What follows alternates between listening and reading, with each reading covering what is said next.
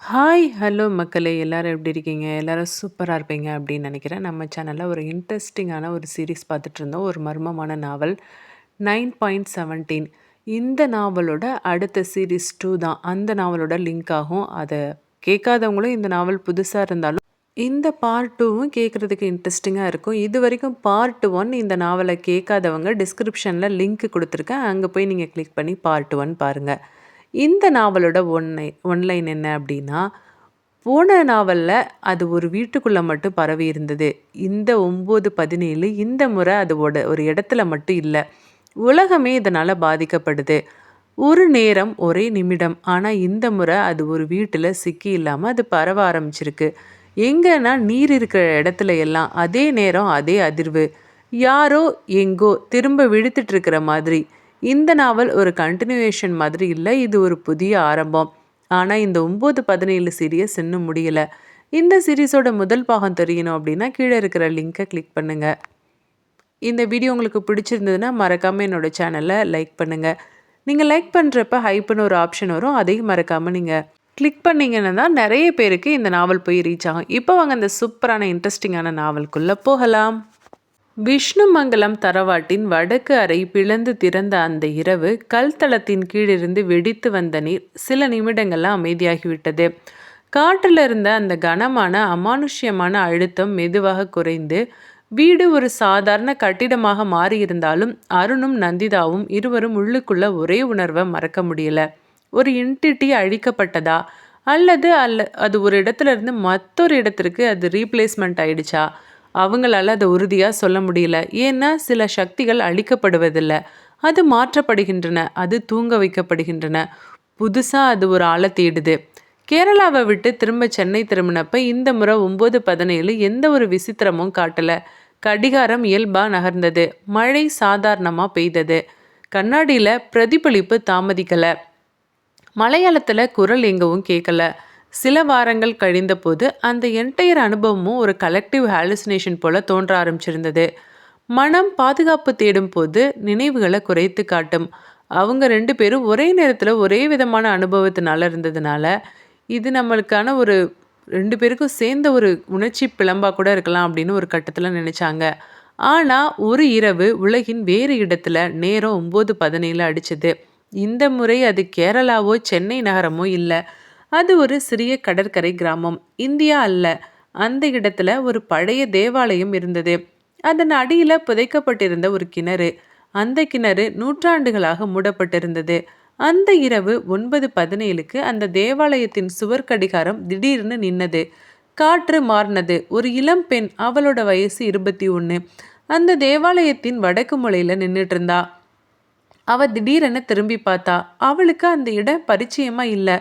ஏன்னா அவளோட உள்ளுக்குள்ளே இது ஏற்கனவே நடந்தது போல, யாரோ வேறு வித்தியாசமான மொழியில கிசுகிசுப்பது போல, புரியாத வார்த்தையில பேசுவது போல இருந்தது. அதே நேரத்துல கடலின் அலைகள் திடீரென உயர்ந்தது. அந்த தேவாலயத்தின் அடியில இருந்த கிணற்றின் மூடி மெதுவாக அசைந்தது. ஆமா, 1890ல யச்சி குளம், 1998ல லக்ஷ்மி, 2023ல வடக்கு அறை. இப்போ அந்த விஷயம் உடைந்தப்ப அது பூமியின் மேற்பரப்புல ஒரு தெரியாத கிராக்கு போல உருவாக்கம் வந்தது. ஒரு மாற்றம், ஒரு மெல்லிய பிளவு. அந்த வழியா ஏதோ ஒரு சக்தி நகர்ந்தது. அது நிலத்தில் சிக்கிய ஒன்று அல்ல, அது ஒரு சுழற்சி. அது 9:17க்கு மட்டும் உயிர் பெறும் ஒரு வித்தியாசமான ஒரு சுழற்சி. சென்னையில அந்த இரவு அருண் திடீரென விழிச்சான். 9:17, எந்த விசித்திரமும் இல்லை. ஆனால் அவனுக்குள்ள ஒரு வித்தியாசமான அமைதி இருந்தது. அவன் மொபைலை எடுத்தான். சோஷியல் மீடியா ஸ்க்ரோல் பண்ணுறப்போ ஒரு இன்டர்நேஷ்னல் நியூஸ் ஹெட்லைன் அவனோட கண்ணில் பட்டது. அதாவது small coastal church reports unexplained incident. அதாவது 9:17 PM போட்டிருந்தது. இதை பார்த்து அவனோட உடம்புக்குள்ள ஒரு குளிர் ஓடுனது. இப்போ அவன் உடனே நந்திதாவை அழைச்சான். அவள் ஃபோன் எடுத்தா. நீ பாத்தியா? அவ கேட்டா. நீயும் பார்த்துட்டியா? அந்த அமைதி இப்போ பயமா இல்லை, அது ஒரு புரிதலாக இருந்தது. நம்ம அதை அழிக்கல அருண். அது வேற எங்கேயோ சுழன்று வேற ஏதோ நாட்டுக்குள்ளே போயிருக்கு, தண்ணி வழியா. ஒருவேளை நம்ம தான் அதை விடுதலை பண்ணிட்டோமோ? அந்த வார்த்தை தான் இப்போ உண்மை போல இருந்தது. அந்த என்டிட்டி நிலத்தில் கட்டப்பட்டிருந்ததுனால அது ஒரு சாபமாக இருந்தது. அது நிலத்திலிருந்து விடுவிக்கப்பட்டதுனால அதுக்கு ஒரு சுதந்திரம் கிடைச்சது. 9:17 இனி ஒரு வீட்டோட நேரமல்ல, அது உலகெங்கிலும் தோன்றக்கூடிய ஒரு ரிப்புடேஷனாக மாறினது. அடுத்த சில வாரங்களில் உலகத்தோட பல இடங்களில் சின்ன சின்ன செய்திக்குறிப்புகள் வந்தது. ஒரு பழைய கிணற்றுக்கு அருகில் 9:17க்கு லைட்டு ஃப்ளிக்கர் ஆனது. ஒரு மியூசியமில் வால் கிளாக் ஃப்ரீஸ் ஆயிடுச்சு 9:17க்கு. ஒரு அப்பார்ட்மெண்ட்டில் அங்கே இருக்கிற வீட்டில் கண்ணாடியோட மிரர் டிலேவாக தெரியுது. ஒரு மவுண்டைன் வில்லேஜில் சொல்ல முடியாத சத்தம் 9:17க்கு கேட்குது. ஆனால் இதெல்லாம் இன்னும் பெரிய ஹெட்லைனாக மாறலை. அது ஒரு பேட்டர்னாக இருந்தது. அருண் மெதுவாக இப்போ நோட்டு புத்தகத்தை திறந்தான். இப்போ அவன் ஒரு மேப்பை வரைஞ்சான். 9:17 நிகழ்வுகளை மார்க் பண்ண ஆரம்பித்தான். நந்து தான் இப்போ அவனை பார்த்தா. இது பரவிக்கிட்டே இருக்கே அருண், இதை நம்மளால் கண்ட்ரோல் பண்ண முடியாதா? இவன் தலையசைச்சான். இல்லை நந்திதா, இதுதான் ஆரம்பம். அந்த இரவு 9:17 அவங்க 2 பேரும் பால்கனியில் நின்றுட்டு இருந்தாங்க. சென்னை நகரம் இயல்பாக சத்தமிட்டது. கடிகாரம் 9:18, 9:19, டைம் மூவ் ஆனது. இப்போ அவங்க 2 பேரும் ஒருத்தர் பார்த்துக்கிட்டாங்க. கண்ணாடியில் டிலே இல்லை, மலையாளத்தில் குரல் இல்லை. ஆனால் அவங்க 2 பேரோட கண்களில் ஒரு அண்டர்ஸ்டாண்டிங் இருந்தது. சில விஷயங்கள் ஒரு இடத்துல மட்டும் அடங்கி இருக்காது, அது கதையாக மாறும், அது பரவும். 9:17 அப்படின்றது இப்போ ஒரு நேரம் அல்ல, அது ஒரு குறியீடு, அது உலகெங்கும் பரவின ஒரு சக்தி. இது ஒரு அடுத்த தலைமுறைக்கான முன்னுரை.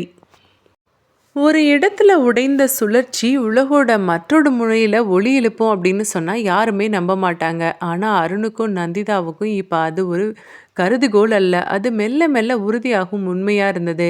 ஏன்னா அவங்க கேரளாவில் உடைத்த அந்த சக்தி ஒரு சாபத்தை அழிக்கலை, அது ஒரு கட்டுப்பாடை மட்டும் நீக்கினது. அதுக்கப்புறம் அந்த சக்தி கட்டுப்பாடு இல்லாமல் பரவ தொடங்கினது. அது ஒரு தீப்பொறி காற்றுல பறந்து பல இடங்களில் உலர்ந்த இலைகளை தொடுவது போல் அது நேரடியாக காட்சியளிக்காமல் சின்ன சின்ன அறிகுறிகளாக நீரின் பக்கத்தில், பழைய கட்டிடங்களின் பக்கத்தில், மூடிய கிணறுகளின் உள்ளே, மறக்கப்பட்ட குளங்களின் ஓரத்தில் தன்னை வெளிப்படுத்த தொடங்கினது. சென்னையின் ஒரு மழை இரவு அருண் தன்னோட டேபிள் மேலே பரப்பியிருந்த வரைபடத்தை பார்த்துட்டு இருந்தான். அந்த வரைபடத்தில் சிவப்பு புள்ளிகள் பல தெரிந்தது. அது எல்லாமே 9:17 நேரத்தில் நடந்த விசித்திர நிகழ்வுகளை குறிக்கும். முதல்ல அதை பார்த்தா சிதறி கிடக்கிற புள்ளிகளாக தோன்றினது. ஆனால் அவற்றை இணைக்கும் கோடுகளை வரைய தொடங்கினப்ப அது ஒரு வட்ட வடிவத்தை உருவாக்க தொடங்கினது. அதுக்கப்புறம் அந்த வட்டம் ஒரு சுருள் போல மாறினது. அந்த சுருள் கடல்களை தாண்டி நகரங்களை இணைத்தது. அந்த சுருளின் மையம் அருணோட மனசில் விஷ்ணுமங்கலத்தில் தரவாடு. ஆமாம், அதுதான் மையம். நீருக்கு நினைப்பு இருக்கு போல இருக்கு, நந்திதா மெதுவாக சொன்னா. அவளோட குரல் குளிர்ச்சியாகவும் தெளிவாகவும் இருந்தது. ஆமா அருண், தண்ணீர் ஒரு சம்பவத்தை சேமித்து வச்சிருக்க முடியும். அது விஞ்ஞான ரீதியாக நிரூபிக்கப்பட்டதா இல்லையா அப்படின்றது முக்கியம் இல்லை. ஆனால் மனித நம்பிக்கைகள், பழைய கதைகள், யட்சி குளங்கள், தீராத பிரார்த்தனைகள், இது எல்லாமே நீருக்கு சக்தி உண்டுன்னு சொல்லுது. அந்த நீர் அங்கேயே தங்கியிருந்தா அது அமைதியாக இருக்கும். ஆனால் அது ஓடத் தொடங்கினா அதோட நினைவும் ஓடும். அந்த ஒரு வாக்கியம் அருணோட சிந்தனையை மாற்றினது. 9:17 ஒரு நேரம் மட்டுமல்ல, அது ஒரு ட்ரிகர் பாயிண்ட். நீர் இருக்கிற இடங்களில், குறிப்பாக பழைய சடங்குகள் நடந்த இடங்களில் அந்த நேரம் ஒரு வித்தியாசமான சுழற்சியை உருவாக்குது.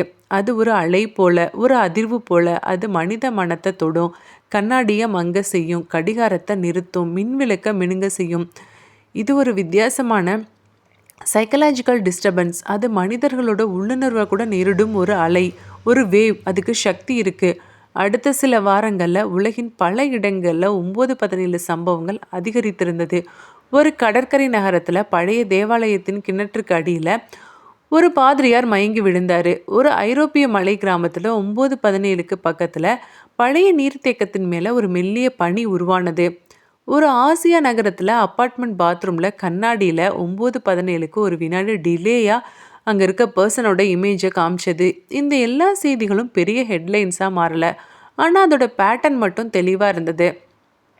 அருண் அந்த இரவு லேப்டாப் முன்னாடி உட்காந்தபடி அந்த செய்திகளை ஒன்றொன்னா சேமித்து, தேதி, இடம், நீர்நிலையோட வகை, பக்கத்தில் இருக்கிற பழைய கட்டிடங்கள், மின்சார தடங்கல்கள், எல்லா டீட்டெயில்ஸையும் நோட் பண்ணான். அவனோட மனசில் இப்போ ஒரு தீசிஸ் உருவானது. 1890 காணாமல் போன பொண்ணு, அதுக்கப்புறம் 1998 காணாமல் போன லக்ஷ்மி, 2023 நந்திதாவுக்கு பக்கத்தில் அந்த விஷயம் வந்துருச்சு. இந்த சம்பவங்கள் தனித்தனியாக நடந்தது அல்ல, அது ஒரு பெரிய சுழற்சியோட லோக்கல் மேனிஃபெஸ்டேஷன். அந்த சுழற்சி இப்போ குளோபலாக மாறுது. ஒரு இரவு 9:16க்கு அவங்க 2 பேரும் பால்கனியில் நின்றுட்டு இருந்தாங்க. காற்று மெதுவாக வீசினது. நகரம் இயல்பாக இருந்தது. 9:17 அடிச்சது. இந்த முறை கடிகாரம் நின்றுடலை. மின்சாரம் போகலை. மிரர் மாறல. ஆனால் 2 பேருக்கும் ஒரே நேரத்தில் ஒரே உணர்வு. கடலின் மனம் போல, ஈரமான காற்றின் சுவை போல மூக்க தொட்டது. அவர்கள் ஒருத்தரை ஒருத்தர் பார்த்தாங்க. அது இங்கே வந்துருச்சுன்னு நினைக்கிறேன்ல அருண். நந்திதா மெதுவாக சொன்னா. அருண் கண்களை மூடினா. அவனுக்கு ஒரு காட்சி தோன்றினது. கேரளாவில் கிணறு, தென் அமெரிக்க தேவாலயம், ஐரோப்பிய மலை நீர்த்தேக்கம், இது எல்லாமே ஒரே நீர்க்கோட்டில் இணைந்தது போல பூமியின் அடியில் ஒரு பெரிய நீர்வழி. அதுதான் இதோட கான்டினென்ட்டை தாண்டி நகருது. அந்த நீர்வழி 9:17க்கு ஒரு அலைவு, அதாவது ஒரு அலை வேவ் போல ஏற்படுத்துது. ஒரு சுழற்சியை அந்த இரவு அவங்க ஒரு முடிவு பண்ணாங்க. இது ஒரு சுழற்சி மட்டும் இல்லை, இது ஒரு சிஸ்டமேட்டிக்கான பேட்டர்ன். அதை நம்ம தடுக்க முடியாது, ஆனால் நம்ம அதை புரிஞ்சு கொள்ளலாம். இப்போ பொதுமக்களோட பயத்தை உண்டாக்காமல் இதை அமைதியாக இன்வெஸ்டிகேஷன் பண்ண முடிவு பண்ணாங்க. அருண் இன்வெஸ்டிகேட்டிவ் ஜேர்னலிஸ்டாக தன்னோட தொடர்புகளை பயன்படுத்த ஆரம்பித்தான். நந்திதா சைக்காலஜிக்கல் ரிசர்ச் டேட்டா சேகரிக்க ஆரம்பித்தா. அவங்க 2 பேரும் புரிஞ்சுக்கிட்டாங்க. 9:17 அப்படின்றது உலகளாவிய ஒரு விஷயமா மாறப்போகுது. ஆனால் அந்த விஷயம் ஒரு நாள் முடிவடையும். அந்த ஒரு நாள் ஒரு பெரிய இடத்துல, ஒரு பெரிய நீர்நிலையின் பக்கத்தில், இல்லை ஒரு பெரிய கடற்கரையில் 9:17க்கு முழுமையாக அது வெளிப்படும். அந்த நாளுக்காக அவங்க காத்திருக்காங்க. அந்த நாளுக்கு முன்னாடி அவங்க டீகோட் பண்ண வேண்டிய விஷயம் அவங்களோட கடமையாக இருந்தது. அதை நம்ம என்ன பண்ண முடியும்? 9:17 இப்போ ஒரு பயமுறுத்துகிற நேரம் மட்டும் அல்ல, அது ஒரு புரியாத புதிர், அது ஒரு அழைப்பு, அது இன்னும் தொடங்கிக்கிட்டு இருக்கிற ஒரு அத்தியாயம். இந்தியாவின் மேற்கு கரையில் பறந்து விரிந்த ஒரு மிகப்பெரிய நகரம். அதன் நடுவில் நூற்றாண்டுகளாக நின்று கொண்டிருக்கும் ஒரு பழமையான நீர்த்தேக்கம். அதை சுற்றி கோவில், சந்தை, குடியிருப்புகள், மெட்ரோ ரயில் பாதைகள், வணிக வளாகங்கள் எல்லாமே இருந்தது. அந்த இடம் ஒரு புவியியல் இடம் மட்டுமல்ல, அது ஒரு நகரத்தின் கலெக்டிவ் மெமரியை சுமக்கிற மையம். அந்த நீர்த்தேக்கம் ஒரு காலத்தில் சின்ன கோவில் குளமாக இருந்தது. அதுக்கப்புறம் அது விரிவடைந்து நகரத்தோட இப்போ குடிநீர் பயன்பாட்டுக்கான ரிசர்வாயராக மாறினது. அதன் அடியில் இன்னும் பழைய கல் சுவர்கள், மறக்கப்பட்ட சடங்கு மண்டபங்கள், மூடிய படிக்கட்டுகள் இருந்தன. அருண் அந்த நகரத்துக்கு போனப்போ அவனோட மனசில் ஒரு விசித்திரமான முன்னறிவிப்பு இருந்தது. கடந்த 2 வாரங்களில் அந்த ரிசர்வாயர் பக்கத்தில் 9:17க்கு லைட்டு ஃப்ளிக்கர் ஆனது, CCTV distortion, unexplained sound waves, mobile network drop ஆனது, இது எல்லாமே ரிப்போர்ட்டடாக இருந்தது.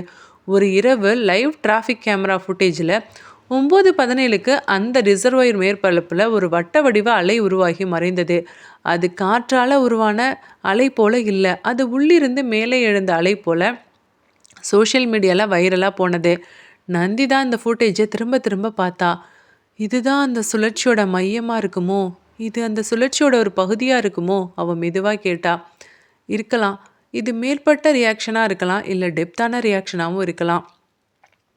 இவங்க 2 பேரும் அந்த ரிசர்வாயரை சுற்றி நடக்கிறப்போ அந்த இடத்தின் காற்று கொஞ்சம் ஈரமாகவும் குளிர்ச்சியாகவும் இருந்தது. நகரத்தோட சத்தம் இருந்தாலும் நீரின் பக்கத்தில் ஒரு மெதுவான மங்கலான அமைதி இருந்தது. அந்த அமைதியில் ஒரு ஃப்ரீக்குவன்சி இருந்தது. 9:15க்கு பக்கத்தில் இருந்த அந்த ஃப்ரீக்குவன்சி இன்னும் கொஞ்சம் அதிகரித்தது. அருண் தன்னோட மொபைலில் சவுண்ட் அனலைசர் ஆப்பை திறந்தான். பேக்ரவுண்ட் டெசிபல் நார்மலாக இருந்தாலும் 9:16க்கு பக்கத்தில் ஒரு லோ ஃப்ரீக்குவன்சி ஸ்பைக் தோன்றினது. 9:17 அந்த நொடியில் நகரத்தின் சில பகுதிகளில் லைட்ஸ் ஒரு வினாடி மங்கினது. ரிசர்வாயரோட மேற்பரப்பில் இப்போ ஒரு பெரிய வட்டம் உருவானது. சிசிடிவி மானிட்டரில் ஸ்டாட்டிக் லைன்ஸ், டிராஃபிக் சிக்னல் ஒரு வினாடி ஃப்ரீஸ் ஆனது. பக்கத்தில் இருந்த ஒரு சின்ன பையன் திடீர்னு அழ ஆரம்பித்தான். அவன் சொன்ன ஒரு வார்த்தை, அங்கே யாரோ இருக்காங்க, அங்கே யாரோ இருக்காங்க.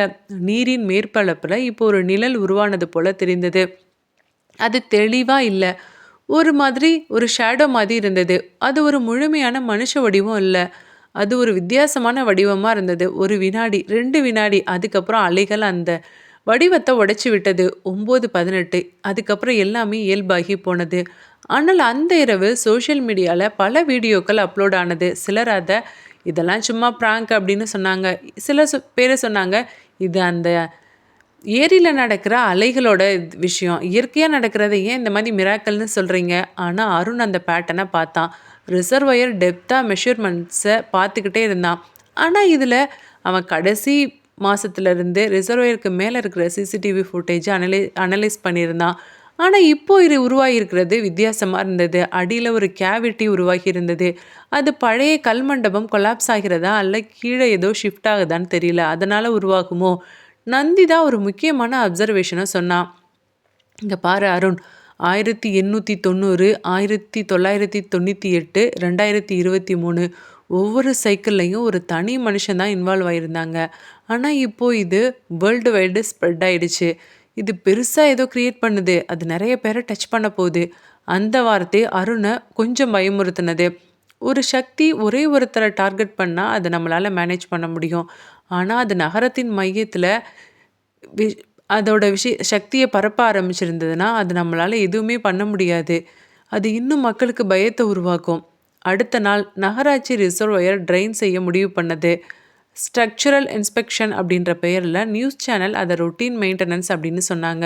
ஆனா அருண் மற்றும் நந்திதா 2 பேரும் புரிந்துக்கிட்டாங்க. 9:17க்கு அந்த ரிசர்வாயர தேர்ந்தெடுத்திருக்கு. அதோட சக்தி முழுசுமா இங்க வெளிப்படுதா? இல்ல அதோட ஒரு பகுதி மட்டும் வெளிப்படுதா அப்படின்னு தெரியல. இப்போ அது ஒரு பெரிய விஷயத்த தேடுது. இந்த நீர்நிலை அந்த சக்திக்கு போதுமானதா இருக்காது. அதுக்கு ஒரு பெரிய கடல் பரப்பே வேணும்.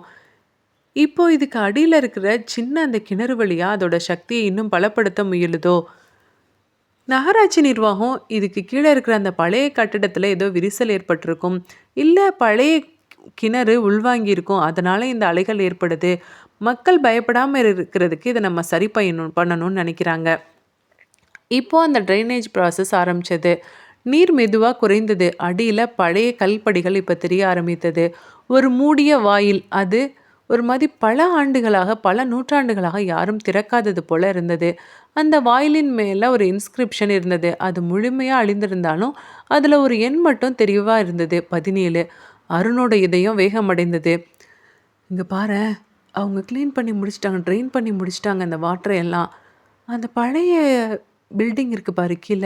அது ரொம்ப வித்தியாசமா இருக்குல்ல நந்திதா? ஆமா அருண். எனக்கு தெரிஞ்சு இது கிட்டத்தட்ட ஒரு 1000 வருஷங்கள் பழமையான கட்டிடமா இருக்கும். அதுல ஏதோ ஒரு எழுத்து தெரியுதே! நம்ம அவங்க கிட்ட கேட்டு பக்கத்துல பார்க்கலாமா? அருண் ஒரு ஜர்னலிஸ்ட் ஸ்டூடண்ட் அப்படின்றதுனால, ஹையர் அஃபிஷியல் கிட்ட பெர்மிஷன் வாங்கியிருந்ததுனால, அந்த வாட்டர ட்ரெயின் பண்ண பின்னாடி கூட நகராட்சி அதிகாரிகள் அவன பக்கத்துல பார்க்க அனுமதித்தாங்க. இப்போ அருணும், நந்திதாவும் அந்த இடத்துக்கு பக்கத்துல போனாங்க. ஆமா. 17ன்னு போட்டிருக்கு. முன்னாடி இருக்கிற எழுத்து மட்டும் தெளிவா தெரியல. அது ஒருவேளை 9ஆ இருக்குமோ? அப்படிதான் இருக்கும்னு நெனைக்கிறேன். அருணோட இதயம் இப்ப வேகமடைந்தது. நந்திதா, அப்பனா இது கோயின்சிடன்ஸ் இல்ல நந்திதா.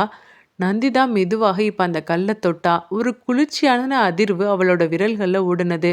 அவள் கண்கள மூடுனா. அவளோட கண்களுக்கு ஒரு காட்சி. 1890 ஒரு பெண் குளத்தோட ஓரத்துல. மழை 9:17க்கு குரல் நீர். இது எல்லாம் தொடக்கம் இல்ல. அவ மெதுவா சொன்னா. இது ஒரு தொடர்ச்சி. அந்த ரிசர்வாயர் இப்போ ஒரு ஐசோலேட்டட் நோட் கிடையாது. அது ஒரு நெட்வொர்க்கோட மிகப்பெரிய ஜங்ஷன். 9:17 அப்படின்றது ஒரு மைன்யூட் மார்க்கர் மட்டும் அல்ல. அது இந்த உலகத்தோட வாட்டரோட அலைன்மெண்ட். அது ஒரு வேவ் போல, ஒரு சைக்கிள் போல. அது மனித சிவிலைசேஷன் நீரின் மேல கட்டப்பட்டது அப்படின்றத நினைவூட்டுற ஒரு எக்கோ போல இருந்தது. அந்த இரவு 9:16 ரிசர்வாயர் ஆல்மோஸ்ட் எம்ப்டியா இருந்தது. 9:17 இப்ப அந்த மூடிய வாயில திடீரென உள்ளிருந்து தட்டப்பட்டது. 1 முறை, 2 முறை, 3 முறை. இப்போ நகரம் முழுவதும் லைட்ஸ் ஃப்ளிக்கர் ஆனது. 9:18 அமைதியா இருந்தது. அருண் மற்றும் நந்திதா 2 பேரும் ஒருத்தரை ஒருத்தர் பார்த்துக்கிட்டாங்க. அது இன்னும் ஸ்ப்ரெட் ஆகுது. அருண் மெதுவா சொன்னான். நந்திதா தலையசைச்சா. ஆமா, அடுத்த சைக்கிள் இன்னும் பெருசாகும். நகரத்தோட இதயத்துல 9:17 முதன்முறையாக முழு சக்தியோட தட்டுனது. இனிமே இது ஒரு பேட்டர்ன். இதை தடுக்கிறதுக்கான சக்தி யார்கிட்ட இருக்கு? அந்த நகரத்தோட ரிசர்வாயர் சம்பவம் நடந்த இரவு அந்த வீடியோ கிளிப்ஸ் உலகம் முழுவதும் பரவத் தொடங்கின சில மணி நேரங்களுக்குள்ள ஒரு வேறு நகரத்தில் கடலுக்கு அருகிலுள்ள ஒரு பழமையான பல்கலைக்கழக ஆய்வு மையத்துல இரவு நேரத்துல தனியா உட்காந்துட்டு இருந்த ஒருத்தன் அந்த ஃபுட்டேஜை ஃப்ரேம் பை ஃப்ரேமா ஆய்வு செய்துட்டு இருந்தான். அவன் பெயர் ஆதித்ய வர்மா. வயசு 32. புவி அதிர்வு மற்றும் நீரழுத்த அதிர்வு தொடர்பான ஆய்வில் ஈடுபட்டிருந்த விஞ்ஞானி. ஆனா அவன் ரிசர்ச் பேப்பர்ல வெளிப்படாத ஒரு தனிப்பட்ட விஷயம் இதுல இருந்தது. நீரின் கீழே பதிவாகிற அந்த unexplained low frequency signals. Aditya கடந்த 5 ஆண்டுகளாக உலகின் பல கடற்கரை மற்றும் நீர்த்தேக்கங்களின் கீழ் பதிவாகும் மிக மெல்லிய அதிர்வுகளை சேகரிச்சுட்டு வந்தான். அதை ஆராய்ச்சியும் பண்ணிட்டு வந்தான். அவன் பயன்படுத்திய கருவிகள்லாம் சாதாரணமான கருவி கிடையாது. அது நீரில் பரவுற இன்ஃப்ரா ஃப்ரீக்குவன்சி அலைகளை பதிவு செய்கிற தனிப்பட்ட சாதனங்கள். பல ஆண்டுகளாக அவன் டேட்டாவில் ஒரு ரிக்கரிங் ஸ்பைக் இருந்தது. அது பெரும்பாலும் கவனிக்கப்படாத ஒரு பேட்டர்ன். ஒவ்வொரு ஸ்பைக்கும் ஒரு லோக்கல் டைம் 9:17க்கு பக்கத்தில். ஆனால் அவன் இது வரைக்கும் அதை கோயின்சிடன்ஸ் அப்படின்னு தான் டிஸ்மிஸ் பண்ணிட்டு வந்தான். ஏன்னா ஐசோலேட்டடான டேட்டா ஒரு தியரிக்கு போதாது.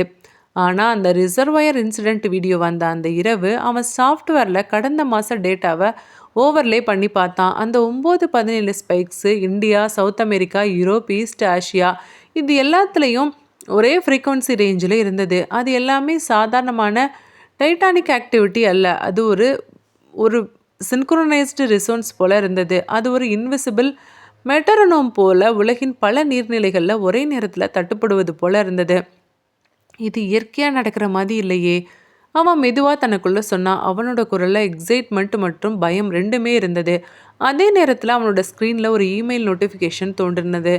Subject 9.17 pattern water correlation. Sender Arun கேன்னு இருந்தது. ஆதித்யா ஒரு வினாடி அந்த பெயரை பார்த்தான். அன்னோன். ஆனால் அட்டாச்மெண்ட்டில் இருந்த மேப் அவனோட கவனத்தை கவர்ந்தது. மேப்பில் சிவப்பு புள்ளிகள். அவன் தன்னோட டேட்டாவோட கம்பேர் பண்ணான். கரெக்டாக மேட்சாக ஆரம்பிச்சது. உடனே அவன் ரிப்ளை பண்ணான். நீங்கள் யார்? உங்ககிட்ட இந்த டேட்டா எப்படி வந்தது? நீங்கள் என்ன சயின்டிஸ்டா, ரிசர்ச்சா இல்லை ரிசர்ச் ஸ்டூடெண்ட்டா? சென்னையில் அருண் இப்போ அந்த ரிப்ளையை பார்த்தப்போ அவனோட இதயம் கொஞ்சம் வேகம் அடைந்தது. அவங்க 2 பேரும் இது வரைக்கும் இன்வெஸ்டிகேஷனை அமைதியாக தான் வச்சுருந்தாங்க. ஆனால் இப்போ ஒரு வெளிப்பட்ட தோற்றம் வர்றப்ப அதை ரெகக்னைஸ் பண்ணியிருந்தாங்க. முதல்ல இது நல்ல நியூஸாக இல்லை ஆபத்தான்னு தெரியல. நந்தி தான் இப்போ அந்த இமெயிலை ரீட் பண்ணா. நமக்கு இப்போது அந்த சயின்டிஸ்டோட சப்போர்ட்டும் தேவை அருண், அவள் சொன்னா. அடுத்த சில நாட்களில் வீடியோ கால்ஸ் ஆரம்பிச்சது. ஆதித்யா தன்னோட சயின்டிஃபிக்கான விஷயங்களை ஷேர் பண்ணா. அருண் தன்னோட ஹிஸ்டாரிக்கல் பேட்டர்னை ஷேர் பண்ணா. நந்திதா தன்னோட சைக்காலஜிக்கல் டிஸ்டர்பன்ஸ் கிளஸ்டர்ஸை எக்ஸ்பிளைன் பண்ணா. 3 பேரும் இணைந்து இப்போ ஒரு தியரியை உருவாக்க ஆரம்பிச்சிருந்தாங்க. 9:17 அப்படின்றது ஒரு லோக்கல் கிளாக் டைம் அல்ல. அது ஒரு குளோபல் வாட்டர் ரெசோனன்ஸ் அலைன்மெண்ட். பூமியோட சுழற்சி, நிலவின் இழுப்பு, கடலின் அலை சத்தம், அடித்தள நீர்வழிகள் இது எல்லாமே கம்பைன் ஆகிற ஒரு மைன்யூட்டான டைம். அந்த ஆஃப்செட்டில் செஞ்சுரிஸாக சில இடங்களில் கல்ச்சுரல் ரிச்சுவல்ஸ் நடந்திருக்கலாம். அந்த ரிச்சுவல்ஸ் ஆக்சிடென்டலாக அந்த ரிசோனன்ஸ்க்கு ஆம்ப்ளிஃபையாக இருக்கலாம். இப்போது அது உடஞ்சிதுன்னா அந்த ரிசோனன்ஸ் அன்ஃபில்டர்டாக பரவுது. ஆதித்யா ஒரு முக்கியமான அப்சர்வேஷனை சொன்னான். அந்த ரிசர்வேருக்கு கீழே உள்ள அந்த மூடிய வாயில் அது ஒரு பழைய பாத்வேயாக இருக்கலாம். அது ஓப்பன் ஆனால் ப்ரெஷர் ரிலீஸ் ஆகலாம். பட் ஒருவேளை இது அதிகமாச்சுன்னா மக்களுக்கு இழப்பு கூட ஏற்படலாம். அந்த வார்த்தை டென்ஷனை உருவாக்குனது. நகராட்சி ரிசர்வயரை ட்ரெயின் பண்ணி அந்த வாயில இன்ஸ்பெக்ட் பண்ண திட்டமிட்டிருந்தது. இன்ஸ்பெக்ஷன் டேட் ஃப்ரைடேன்னு போட்டிருந்தது. டைம் 9 மணிக்குன்னு போட்டிருந்தது. அருண் இப்போ கேலண்டரை பார்த்தான். ஃப்ரைடே. இப்போது நகராட்சி அதை ஓப்பன் பண்ணாங்க அப்படின்னா அதிலிருந்து பெரிய சக்தி வெளிப்படுமா? அப்போது ஆபத்து வருமா 9:17க்கு? ஆதித்யா இப்போ கொஞ்சம் சீரியஸானா. நான் வேணா இந்தியா வரனே, இது வரைக்கும் நீங்கள் அந்த விஷயத்தை தடுத்து நிறுத்த முடியுமா? என்ன சில காரணங்களுக்காக அப்படின்னு தெரியல. அடுத்து தண்ணீர் வற்றப்பட்ட அந்த ரிசர்வயரில் நகராட்சி ஆய்வு செய்யணும்னு சொல்லியிருந்தேன். அந்த பழைய கட்டிடத்தோட வாயில் திறக்கப்படாமல் போனது. அதுக்காக இன்னும் சில காரணங்கள் சொல்லி அந்த டேட்டு இன்னும் தள்ளி வைக்கப்பட்டது. அதுக்குள்ளே இப்போ ஆதித்யா ஃப்ளைட் டிக்கெட்டை புக் பண்ணியிருந்தான். அவன் இந்த ஃபினாமினனை நம்பர்ஸாக பார்க்கல. இப்போ அவனோட வாய்ஸில் அர்ஜென்சி இருந்தது. எவ்வளோ சீக்கிரம் முடியுமோ அவ்வளோ சீக்கிரமாக வர்றேன். ஆனால் இதை இக்னோர் பண்ண முடியாது. அந்த வாரம் முழுவதும் டென்ஷன் பில்ட் ஆனது. ரிசர்வயர் நியர்லி எம்டியாக இருந்தது. அடியில் இருந்த கல்வாயில் முழுமையாக தெரிய ஆரம்பிச்சிருந்தது. அதன் மேலே ஒரு எரோஷன் மார்க், ஃபெயிண்ட் சிம்பிள்ஸ், ஒரு ஸ்பைரல் பேட்டர்ன். அது அருண் மேப்பில் பார்த்தா அதே ஸ்பைரலை நினைவூட்டுனது. என்ன ஆச்சரியம், அந்த பழைய கட்டடத்தில் அதே ஸ்பைரல் பேட்டர்ன் இருக்குது. ஆதித்யா இந்தியா வந்த பின்னாடி அடிச்சு பிடிச்சி நந்திதாவையும் அருணையும் வந்து பார்த்தான். அந்த இடத்த போய் உடனே பார்க்கணும் அப்படின்னு சொன்னான். ஆதித்யா சைட்டுக்கு வந்தான். அவன் போர்ட்டபிள் ஹைட்ரோ சென்சார் இன்ஸ்டால் பண்ணான். ஸ்க்ரீனில் லோ ஃப்ரீக்வன்சி வேவ் கிளைம்பாக ஆரம்பிச்சது. 9:14 அந்த கிராஃப் இப்போ ஸ்பைக்காக ஆரம்பிச்சது. 9:15 வாட்டர் டேபிளுக்கு கீழே இருந்தாலும் கேவிட்டியில் வைப்ரேஷன் இருந்தது. ஆதித்யா மெதுவாக சொன்னான், இது ஸ்டார்ட் ஆகுது. 9:17 அந்த நொடியில் அந்த கல்லோட வாயில உள்ளேருந்து ஒரு அதிர்வு. ஹைட்ரோகிராஃப் வெர்டிக்கல் ஸ்பைக்கு. சிட்டி லைட்ஸ் இப்போ ஃப்ளிக்கர் ஆனது. ஏர் ப்ரெஷர் ட்ராப் ஆனது. நீர் இல்லாத அந்த ரிசர்வாயருக்கு அடியில் இருந்த கேவிட்டியிலேருந்து ஒரு ஆழமான சத்தம். அது மனுஷனோட குரல் அல்ல, அது பூமியே மூச்சு விடுவது போல இருந்தது. ஆதித்யா ஸ்க்ரீனை பார்த்தான். அவனோட கண்கள் பெரிதானது. இது ஒரு வேவ் மட்டும் இல்லை, இது யாருக்கோ பதில் சொல்லுது. அவனோட குரல் ஆல்மோஸ்ட் கிசுகிசுப்பாக இருந்தது. 9:18க்கு அந்த ஸ்பைக் ட்ராப் ஆனது. அமைதியாயிடுச்சு. ஆதித்யா மெதுவாய் பருணை பார்த்தான். அந்த சக்தி நம்மளை உற்று நோக்கி கவனிக்குதுன்னு நினைக்கிறேன். அந்த வாக்கியம் காற்றை உறைய வைத்தது. இப்போ அவங்க 3 பேர், ஜேர்னலிஸ்ட், சயின்டிஸ்ட், சைக்காலஜிஸ்ட். ஆனால் எதிரில் நீர் நினைவகத்தை கொண்ட ஒரு உலகளாவிய ஒரு மர்மமான விஷயம் நின்றுட்டு இருந்தது. ரிசர்வாயர் சம்பவம் நடந்த அந்த இரவு முடிந்த பின்னாடி நகரம் இயல்பாக திரும்பினது. ஆனால் ஆதித்யாவுக்கு மட்டும் அது ஒரு பழைய சாதாரண டேட்டா ஸ்பைக் அல்ல, அது ஒரு பழைய நினைவின் கதவை திறந்த சத்தம் போல இருந்தது. ஹோட்டல் அறையின் மங்கலான மின்விளக்கின் கீழே லேப்டாப் ஸ்க்ரீனை பார்த்தபடி அவன் உட்காந்துட்டு இருந்தான். ஹைட்ரோகிராஃபில் 9:17க்கு ஏற்பட்ட அந்த வெர்டிக்கல் ஸ்பைக் அவனோட கண்களில் திரும்ப திரும்ப பிரதிபலித்தது. ஆனால் அவனோட உள்ளுக்குள்ளே ஓடியது அந்த கிராஃப் மட்டும் அல்ல, 20 வருஷத்துக்கு முன்னாடி நடந்த ஒரு இரவு. 2003. அவன் வயசு 12 வயசு அவனுக்கு. அவன் சொந்த ஊர் கடற்கரை பக்கத்தில் இருந்த ஒரு சின்ன நகரம். அந்த நகரத்தில் ஒரு பழைய குடிநீர் கிணறு இருந்தது. அது பொதுமக்கள் பயன்படுத்தாதது, ஆனால் அது நகரத்தின் மிக பழமையான கட்டிடம் பக்கத்தில் இருந்தது. அந்த இரவு மழை பெய்தது. 9:16க்கு பக்கத்தில் மின்சாரம் போனது. 9:17க்கு அந்த கிணத்துல இருந்த ஒரு விசித்திரமான சத்தம் கேட்டது. அது காத்தோட சத்தமா, இல்லை மழையோட சத்தமா, இல்லை அது கிணத்தோட ஆழத்துலேருந்து வர்ற மெதுவான துடிப்பான்னு தெரியல. ஆதித்யாவோட அக்கா, அவள் வயசு 21, அந்த கிணத்தை நோக்கி நடந்தா. அவள் சொன்னா, டே, அங்கே யாரோ கூப்பிட்ற மாதிரி இருக்குடா. அவன் அந்த குழந்தை பருவத்தில் அவனுக்கு அதை சீரியஸாக எடுத்துக்க தெரியல. ஆனால் 9:17க்கு கிணத்துக்கு பக்கத்தில் போன அவனோட அக்கா காணாமல் போயிட்டா. குடும்பம் அந்த விபத்துன்னு சொன்னது. போலீஸ் அதை சூசைடுன்னு பதிவு பண்ணாங்க. கிணத்துல அவளோட உடம்பு கிடைச்சிது, ஆனால் உடம்பு முழுவதும் ஈரமாக இல்லை. அந்த டீட்டெயில் ஃபேமிலி வெளியில் சொல்லலை. ஆதித்யா அந்த நாள் முதல் ஒரு விஷயத்தை கவனிச்சான். அந்த சம்பவம் நடந்த நேரம் 9:17, ஆனால் அது ஒரு ரேண்டமான விஷயம் அல்ல, ரேண்டமான ஒரு டைம் அல்ல. அந்த இரவு அவன் வீட்டில் இருந்த வால் கிளாக் கூட சில வினாடிகள் நின்னது. மின்சாரம் திரும்பி வந்தப்ப கிளாக் இப்போ ரீசெட் ஆகலை, அது 9:17 ஸ்டக் ஆகி இருந்தது. பல வருஷங்கள் அவன் அந்த விஷயத்தை மெமரியில் வச்சுருந்தான். ஆனால் இதெல்லாம் சாதாரணமாக நடந்த நிகழ்வு, நமக்கு தான் பயத்தில் அந்த மாதிரி இருக்குது அப்படின்னு நினச்சான். அதுக்கப்புறமா பெரிய பையனாகி ஃபிசிக்ஸ் படிக்க ஆரம்பித்த பின்னாடி வாட்டர், அதாவது தண்ணியோட ஒத்திசைவு, pressure waves, low frequency oscillation பற்றின ரிசர்ச்சை படிக்கிறப்ப அந்த 9:17 ஸ்பைக் அவனோட மைண்டில் திரும்ப திரும்ப தோன்றினது. அவன் டேட்டாவை கலெக்ட் பண்ண ஆரம்பித்தான். அதாவது கடற்கரை பக்கத்தில் இருக்கிற கிணறுகள், தனித்து விடப்பட்ட ரிசர்வயர்ஸ், வெள்ளத்தினால மூடப்பட்ட கோவில், இது எல்லாத்தையுமே பார்த்தான், ரிசர்ச் பண்ண. ஆனால் அவன் எந்த ஒரு பேப்பரையும் பப்ளிஷ் பண்ணலை, ஏன்னா கோரிலேஷனுக்கு ப்ரூஃப் கிடையாது. ஆனால் அவன் அதை தொடர்ந்து ஃபாலோ பண்ணிக்கிட்டு தான் இருந்தான். ரிசர்வயரோட ஸ்பைக் கிராஃபை பார்த்த அந்த இரவு அவன் புரிஞ்சுக்கிட்டான், இது ஒரு கோயின்சிடென்ஸ் அல்ல.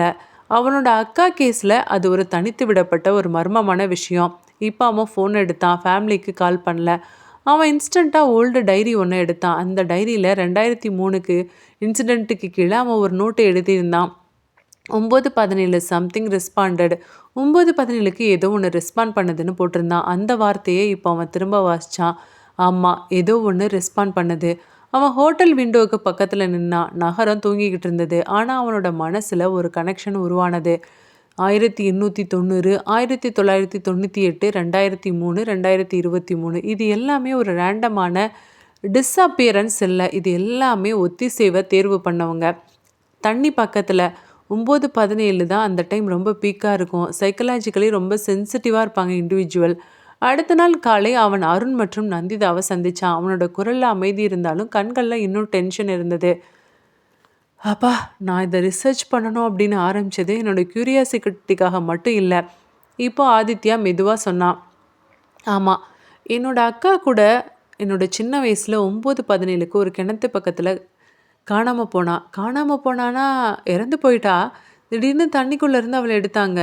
ஆனால் அவளோட உடம்புல தண்ணியே இல்லை. எனக்கு இது புரியவே இல்லை. இதுக்காக நான் நிறைய விஷயங்களை ரிசர்ச் பண்ணிக்கிட்டே இருக்கேன்.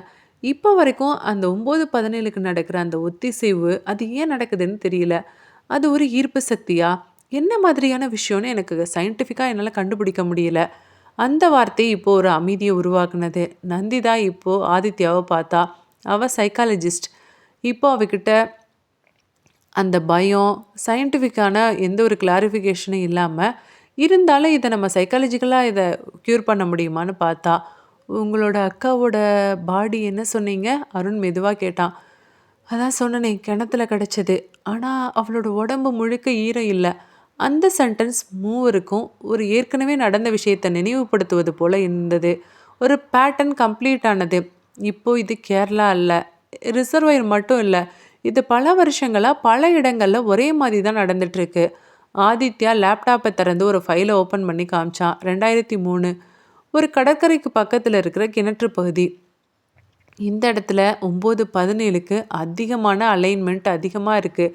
ஒத்திசைவு அதிகமாக இருக்குது அந்த இடத்துல. அதாவது அந்த ஒத்திசைவு ஒரு விபத்து போல் இல்லை, அது ஒரு கதவு போல் இருக்குது. அருண் கேட்டான், அது எதுக்கான கதவாக இருக்கும்? அந்த ஒத்திசை அதிர்வுன்னு சொல்கிறோம்ல, அது எதுக்கான கதவு? அது ஒரு மாற்றத்துக்கான விண்டோவாக இருக்குமோ? நந்திதாவோட முதுகில் ஒரு குளிர் ஓடுனது. அந்த மாற்றம் நல்லதுக்கா? அது தெரியல, ஆனால் நம்ம இதை நிறுத்தணும். அவனோட குரலில் ஃபஸ்ட் டைம் ஒரு மாதிரி எமோஷன் இருந்தது. இந்த முறை ரிசர்வேருக்கு கீழே உள்ள அந்த வாயில் ஓப்பன் ஆனால் இது இன்னும் பெரிய ஆபத்தை, நிறைய பேருக்கு அழிவுக்கு காரணமாக இருக்கும். அந்த நாளில் இருந்து இவங்களோட இன்வெஸ்டிகேஷன் இன்னும் பர்சனலாக இருந்தது. அது ஒரு ரிசர்ச் மட்டும் அல்ல, அது ஒரு விஷயத்தை முடிக்கும் தேடுற ஒரு உந்துதல் சக்தியாகவும் இருந்தது. 9:17 இப்போ அவங்க 3 பேருக்கும் ஒரு தனிப்பட்ட நேரம். அந்த இரவு 9:16 ஆதித்யா இப்போ ஹைட்ரோ சென்சார் டேட்டா லைவ் மானிட்டரை பண்ணிகிட்டு இருந்தான். 9:17க்கு அந்த கிராஃப் இப்போ ஸ்பைக் ஆனது. ஆனால் இந்த முறை ஸ்பைக் கொஞ்சம் ஷார்ட்டாக இருந்தது. அருண் அந்த ஸ்க்ரீனை கவனிச்சான். இது என்ன கொஞ்சம் ஷார்ட்டாக இருக்குது? ஆமாம், இது ரெஸ்பான்ஸ் மட்டும் இல்லை, இது ரெசிஸ்டன்ஸ் கூட. நந்தி தான் மெதுவாக புரிஞ்சுக்கிட்டான். என்டிட்டிக்கு இப்போ இவங்க கண்டுபிடிச்சது கூட தெரிஞ்சிருக்கு, அதனால் அது ஏதோ வித்தியாசமாக விளையாடுது. 9:18க்கு டைம் மூவ் ஆனது. ஆனால் இந்த முறை ஸ்பைக் ஃப்ரீக்வன்சிஸ் லைட்டாக ஷிஃப்ட் ஆனது. ஆதித்யா அதை ஜூம் பண்ணான். இது அடுத்த சைக்கிள் லொக்கேஷனில் சேஞ்சான சிக்னலாக இருக்கலாம் அப்படின்னு சொன்னான். அந்த வார்த்தை இப்போ எதிர்காலத்தை காமிச்சது. ஆமாம், 9:17 இன்னும் முடிவடையலை, அது இன்னும் தொடர்ந்துக்கிட்டே இருக்குது. அந்த சக்தி இவங்களை கவனிச்சுக்கிட்டே இருக்குது. சென்னை ஒரு சாதாரண நகரம் அல்ல, அது கடலின் அருகே பறந்து விரிந்திருக்கும். அடியில் எண்ணற்ற பழைய நீர்வழிகள் ஓடும். பழைய கோவில் குளங்கள், காலனித்துவ கால கிணறுகள், மூடிய நீர்த்தேக்கங்கள், மறக்கப்பட்ட மழைநீர் வடிகால் சுரங்கங்கள் அனைத்தையும் தன் அடித்தளத்தில் தாங்கி கொண்டிருக்கும் ஒரு உயிருள்ள அமைப்பு. அந்த நகரத்தின் மேல் சாலைகள், ஃப்ளைஓவர்கள், ஐடி பார்க், மெட்ரோ ரயில்கள் ஓடிக்கொண்டிருந்தாலும் அதன் கீழ் நீர் அமைதியாக செல்லும். அந்த நீர் நூற்றாண்டுகளாக நகரத்தின் நினைவுகளை சேமித்து வைத்திருக்கலாம் என்ற எண்ணம் ஆதித்யாவின் மனதில் அதிகரித்துட்டு இருந்தது. ரிசர்வாயர் சம்பவத்துக்கு பின்னாடி ஹைட்ரோ டேட்டாவை ஓவர்லே செய்து பார்த்தப்போ அடுத்த பெரிய ரெசோனன்ஸ் பீக் சென்னையில் உருவாகும் அப்படின்னு ஆதித்யா கண்டுபிடிச்சான். அது ரேண்டமாக கெஸ் பண்ணுறது கிடையாது, அது ஒரு வாட்டர் டேபிள் இணைப்புகளோட அடிப்படையில் உருவான ஒரு போர்ட்டபிலிட்டியான ஒரு மேப். அந்த மேப்பில் மிக அதிகமாக அந்த ஒத்திசைவோட பொட்டன்ஷியல் அதிகமாக இருந்த இடம் மெரினா கடற்கரைக்கு பக்கத்தில் இருந்த ஒரு பழைய, இப்போ பயன்பாட்டில் இல்லாத ஒரு under ground strong water chamber. அது 19ஆம் நூற்றாண்டில் கட்டப்பட்டது. அதுக்கப்புறம் நகர விரிவாக்கத்தினால மூடப்பட்டது. ஆனால் அதன் கீழ் கடலோடு ஒரு கனெக்ஷன் இருந்தது. அதாவது இந்த பீக் அலைன்மெண்ட் இன்னும் 3 நாட்களில் நடக்கும் அப்படின்னு ஆதித்யா சொன்னான். அவனோட குரலில் கொஞ்சம் பதட்டம் இருந்தது. ஆமாம், அமாவாசை அன்னைக்கு கடல் அலைகளும் கொஞ்சம் அதிகமான சக்தியோடு இருக்கும். லோக்கல் அக்விஃபயர் ப்ரெஷரும் அதிகமாக இருக்கும். இது எல்லாமே ஒரே நேரத்தில் கவரேஜ் ஆகுது. அருண் இப்போ அந்த இடத்த நேரில் பார்க்குறதுக்காக போனான். நகரத்தோட சத்தம் அதிகமாக இருந்தாலும் அந்த பழைய ஸ்டாம் சேம்பர் என்ட்ரன்ஸ் பக்கத்தில் ஒரு விசித்திரமான அமைதி இருந்தது. கான்கிரீட்டான ஸ்லாபுகளில் கீழே பழைய கல்வட்டம், அந்த கல்வெட்டத்துக்கு மேலே ஸ்பைரல் பேட்டர்ன். அது கேரளாவில் இருந்த வடக்கு அரை ஸ்பைரலை நினைவூட்டினது. பேட்டர்ன் இப்போ ரிப்பீட் ஆகிறது. நந்திதா அந்த இடத்துல நின்னப்போ அவளுக்கு ஒரு விஷயம் உணர்ந்தது, ஒரு வைப்ரேஷன் போல். அது ஒரு ஃபிசிக்கலான ட்ராமா இல்லை, அது உள்ளுக்குள்ளே ஏற்படும் ஒரு ஒத்திசைவு. இது சர்ஃபேஸுக்கு வர முயற்சி பண்ணுது அப்படின்னு அவன் மெதுவாக சொன்னான். அது தண்ணியிலேருந்து தன்னை வெளிப்படுத்த நினைக்குது.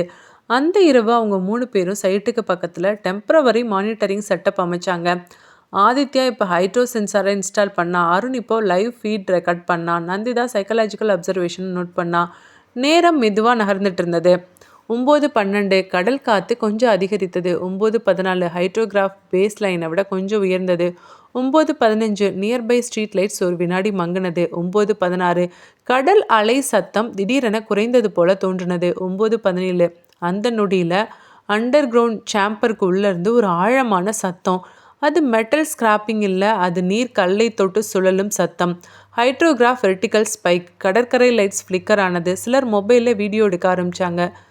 சோஷியல் மீடியாவில் லைவ் ஸ்ட்ரீம்கள் ஆக்டிவேட் ஆனது. நகரம் முழுவதும் சின்ன கிளிட்ச்கள். ஆனால் இந்த முறை சேம்பர் ஸ்லாப்பில் ஒரு மெல்லிய பிளவு உருவானது.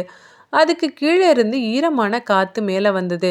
நந்திதாவோட கண்கள் ஒரு வினாடி மங்குனது. அவள் ஒரு காட்சியை பார்த்தா. 2003 அந்த கடற்கரைக்கு பக்கத்துல இருந்து கிணறு. 1998 கேரளா. 1890 அந்த யச்சிக்குளம். இது எல்லாமே ஒரே நேரத்தில் ஓவர்லே ஆனது. அந்த காட்சியில் ஒரு காமனான எலமெண்ட், ஒரு தேர்வு செய்யப்படாத மனிதர் இல்லை. ஆனால் இப்போ அது ஒரு இடத்தை தேர்வு செய்யுது. அது இந்த சிட்டி ஃபுல்லாகவுமே தேர்வு செய்யணும்னு நினைக்குது. ஆதித்யா இப்போ கத்துனா. 9:18. ஸ்பைக் இப்போ ட்ராப் ஆகலை. கிராஃப் இன்னும் உயர்ந்துக்கிட்டே போனது. அருணோட ஃபோன் இப்போ ஸ்க்ரீனில் கிளிச் ஆக ஆரம்பிச்சது. கேமரா ஃப்ரேமில் அவங்களுக்கு இடையில் ஒரு மங்கலான ஒரு டிஸ்டார்ஷன். அது ஒரு புகை வடிவம் இல்லை, அது ஒரு உருவம் போல இருந்தது. வாட்டர் சர்ஃபேஸில் போன்ற அலை போல் காற்றுல உருவானது. 9:19. இப்போ ஸ்பைக் கொஞ்சம் கொஞ்சமாக குறைந்தது.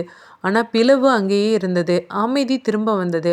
ஆனால் இந்த முறை ஒரு டிஃப்ரென்ஸ் இருந்தது. 9:17 கடந்த பின்னாடி சிட்டி முழுவதும் ஒரு விதமான அன்னீசியாக இருந்தது. சோஷியல் மீடியா லைவ் வீடியோவில் வைரல் ஆனது. நியூஸ் சேனல்ஸ் டெக்னிக்கல் ஃபால்ட் அப்படின்னு சொன்னாங்க. ஆனால் மக்கள் கமெண்ட்ஸில் ஒரே ஒரு வார்த்தையை டைப் பண்ண ஆரம்பித்தாங்க. 9:17 ஒரு மர்மம்னு சொன்னாங்க. ஆதித்யா கிராஃபை இப்போ ஜூம் பண்ணா. பீக் ஃப்ரீக்வன்சி ஸ்லைட்லி ஷிஃப்ட் ஆனது. அது அடாப்டேஷன் சிக்னல். என்டிட்டி இப்போ ரெசிஸ்டன்ஸாக சந்திக்குது. அது ஒரு ஃப்ரீக்வன்சியை சேஞ்ச் பண்ண முயற்சி பண்ணுது. ஆமாம், அந்த சக்தி இப்போ சென்னை நகரத்தையே டெஸ்ட் பண்ணுது. இதை முழுவதுமாக விழுங்கலாமான்னு பார்க்குது, இல்லை முழுவதுமாக எடுத்துக்கலாமான்னு பார்க்குது. அவன் சொன்னான். நந்திதா அவனை பார்த்தா. அடுத்த முறை அது தாமதிக்காது. அவள் சொன்னா. ஆமாம், அது எல்லையை கடந்து பீறிட்டு வரும். அந்த வார்த்தை அவர்களை உரைய வைத்தது. இந்த முறை அது ஒரு கிணத்துக்குள்ளே சிக்காது. கடல்லேருந்து பொங்கி எழுவது போல் வரும். அடுத்து என்ன பண்ணலாம்? சென்னை இப்போ ஒரு மேப்பில் ஒரு சிவப்பு புள்ளி. 9:17 உலகளாவிய எக்கோ இந்த நகரத்தின் இதயத்தில் இப்போ அமைதியாக மாறி இருந்தது. அடுத்த பீக். அடுத்து என்ன நடக்க போகுது? சென்னையின் கடற்கரை அந்த இரவு வழக்கம் போல் அலைகளின் சத்தத்தில் மூழ்கி கொண்டிருந்தது. நகரம் தன்னுடைய சத்தத்தோடு இயல்பாக இயங்கிக் கொண்டிருந்தாலும் ஸ்ட்ராம் வாட்டர் சேம்பரில் ஏற்பட்ட பிளவு இன்னும் மூடப்படவில்லை. அது ஒரு ஃபிசிக்கல் கிராக் மட்டும் அல்ல, அது ஒரு இன்விசிபிளான த்ரிஷோல்டு, ஒரு நினைவின் கீறு, ஒரு ஒத்திசைவு ஓடிய பாதையின் சின்னம். ஆதித்யா இப்போ ஹைட்ரோகிராஃபை திரும்ப பார்த்தான். பீக் ஃப்ரீக்குவன்சியை கடந்த வாரத்தை விட குறைஞ்சிருந்தது. அது வீக்கானது போல் இருந்தது. ஆனால் அந்த வீக்னஸ் அப்படின்றது ஒரு டிஸ்அப்பியரன்ஸ் அல்ல. அது கொஞ்ச நேரம் யாருக்கோ காத்திருக்குது, மறைந்து தன்னை வெளிப்படுத்தலான்னு நினைக்குது. அவன் மெதுவாக சொன்னான். இல்லை, அது செட்டில் ஆகுதுன்னு நினைக்கிறேன். நந்திதா பதில் சொன்னான். அந்த வாரம் முழுவதும் 9:17 சம்பவங்கள் குறைந்திருந்தது. சோஷியல் மீடியாவில் கூட 9:17 ட்ரெண்டு அடங்கி இருந்தது. நியூஸ் சைக்கிள் வேறு விஷயங்களுக்கு மாறினது. ரிசர்வாயர் வாயிலில் சீல்டு செய்யப்பட்டது. ஸ்டார்ம் சேம்பர் கான்கிரீட் கொண்டு ரீஇன்ஃபோர்ஸ் செய்யப்பட்டது. ஹைட்ரோ ஸ்பைக்ஸ் மினிமல் ஆனது. பேட்டர்ன் ஆல்மோஸ்ட் ஃப்ளாட் ஆனது. ஒரு மாலை அவங்க 3 பேரும் மெரினா கடற்கரையில் உட்காந்துட்டு இருந்தாங்க. சூரியன் மறையிற நேரம். கடலின் மேல் சிவப்பு வெளிச்சம். பல நாட்களுக்கு பின்னாடி முதன்முறையாக அமைதியை உணர்ந்தாங்க. 9:16. அவங்க யாரும் கடிகாரம் பார்க்கல. 9:17. எந்த ஒரு ஸ்பைக்கும் இல்லை, எந்த ஒரு ஃப்ளிக்கரும் இல்லை, எந்த ஒரு கிளிச்சும் இல்லை. கடல் இயல்பாக இருந்தது. சிட்டியும் இயல்பாக இருந்தது. அருண் இப்போ மெதுவாக சிரிச்சான். அப்பாடா, அந்த சக்தி கடலுக்குள்ளே போயிடுச்சு போல இருக்கு. வெளிப்படுத்தாமலே போயிடுச்சுல. ஆதித்யா ஆழமாக மூச்சு விட்டான். முடிஞ்சிருக்குன்னு தான் நினைக்கிறேன். நந்திதா இப்போ அமைதியாக கடலை பார்த்துட்டு இருந்தா. 9:18. டைம் மூவ் ஆனது. அந்த நொடியில் அருணோட ஃபோனில் சைலண்ட் மோடில் இருந்தாலும் ஸ்க்ரீன் இப்போ தானாக ஒளிர்ந்தது. நோ நோட்டிஃபிகேஷன், எந்த மெசேஜும் இல்லை. ஆனால் ஸ்க்ரீனில் ரிஃப்ளெக்ஷன் இருந்தது. அந்த ரிஃப்ளெக்ஷனில் அவங்க 3 பேர் மட்டும் இல்லை, 3வதாக ஒரு ஷேடோ, 4வதாக ஒரு ஷேடோ நின்றுட்டு இருந்தது. ஒரே ஒரு வினாடி. அதுக்கப்புறம் திரும்ப ஸ்க்ரீன் பிளாங்க் ஆனது.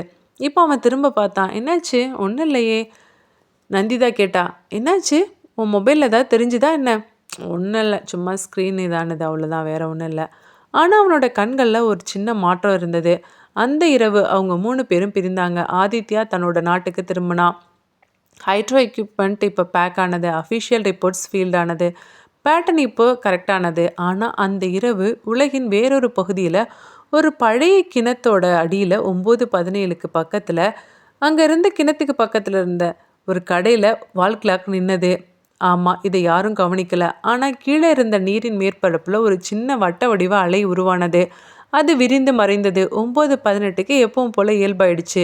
சென்னையில அடுத்த நாள் காலை நந்திதா கண்ணாடி முன்னாடி பார்த்தா. ரிஃப்ளெக்ஷன் நார்மலா இருந்தது. ஆனா அவ ஒரு வினாடி தாமதமா பிளிங்க் பண்ணா. அது ரொம்ப ரொம்ப மெல்லிசானது. அத அவ கவனிச்சாளா இல்ல கவனிக்கலையான்னு தெரியல. அருண் இப்போ நோட்புக்க திறந்தான். மேப்ப பார்த்தான். சிவப்பு புள்ளிகள் இருந்த இடங்கள் இப்ப ஃபேட் ஆக ஆரம்பிச்சிருந்தது. ஆனா ஒரு புதிய புள்ளி மிக தூரத்துல மெல்ல சிவப்பா மாறிட்டு இருந்தது. அவன் பேனாவை எடுத்தான். அதை மார்க் பண்ணல. இப்போ அவன் நோட்புக்கை மூடுனான்.